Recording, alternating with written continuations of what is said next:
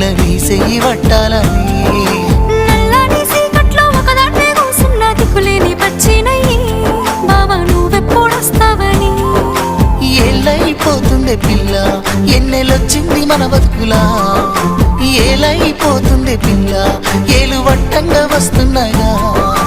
ఇన్నాళ్ళ ఎడబాటు ఎడవాసిపోతుందిలే ఈ సీనయ్య గుండున్నదే సినదారా నీ కోసము ఈ దూరాన్ని చెరుపుతూ తీరాల కగిలింది అందాల ఈ మానము